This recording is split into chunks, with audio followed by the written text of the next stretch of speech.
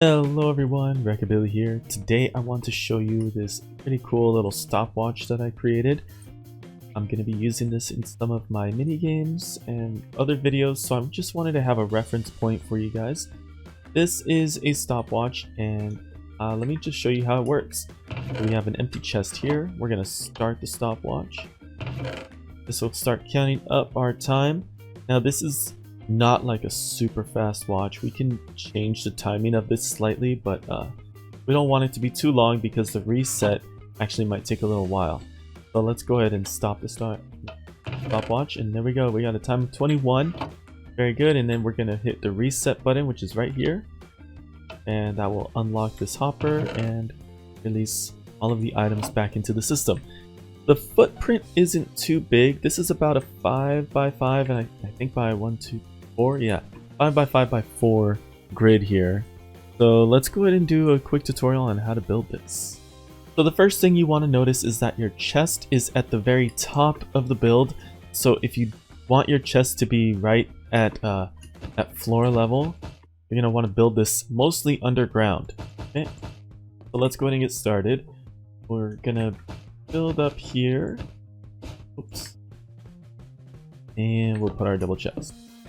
Okay, so we have our chest, and the next thing that we're going to do is put a dropper right here and a dropper right there with a hopper going into the side of this dropper and a hopper going into the side of that dropper coming from underneath the double chest. Down here, we're going to go ahead and add in our block and comparator. That's going to be for the reset, and then we'll come back to that later.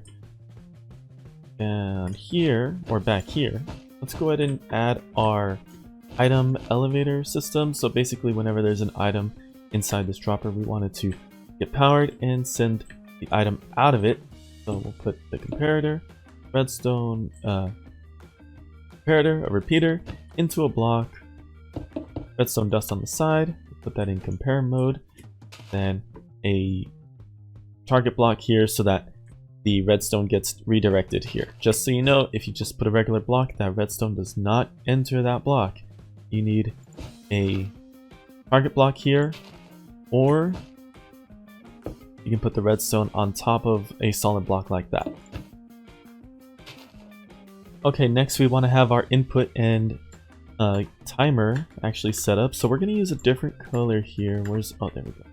You're going to need a block of wool here.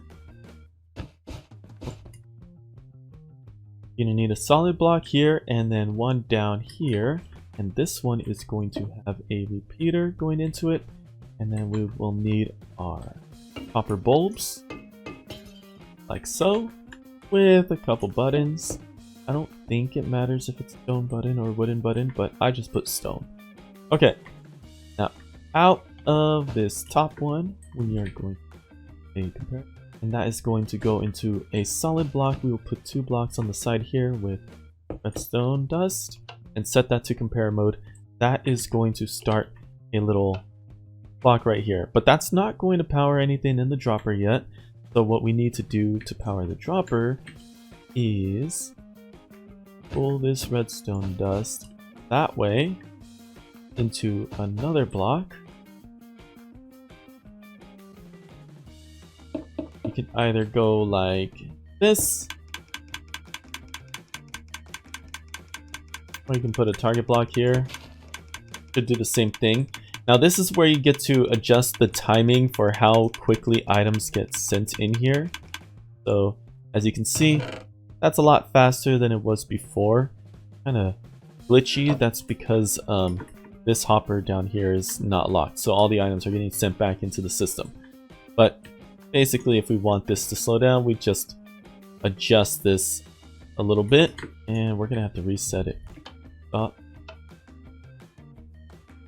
Start that again, and then you'll see that this repeater blinks a lot slower, sending items in there a lot slower. Okay, but we need a way to lock this. So you see that this comparator is going into a block. We could have just put redstone dust there, but what we want to do is pull the signal down to under here. And we're going to put a redstone dust right there. and that's going to power this repeater. Now it doesn't matter if it's flashing, because if you notice, the smallest amount that it gets to is 1 pulse or 1 power. So that doesn't matter if it's flashing or not, because this is always going to stay on. And as you can see, the clock is running. It is adding to our chest. No items are being taken out. See, that's just already in there because it's locked. So once we stop the timer, the items stop going in. We click the reset button, and the items start flowing out. And that's it. And there you have it. Now you have a pretty solid, somewhat easy to build stopwatch with an on button, or a start button, a stop button, and a reset button. I hope you guys enjoyed this video. If you did, please leave a like and subscribe to the channel if you haven't already, and I will see you in the next one. Bye!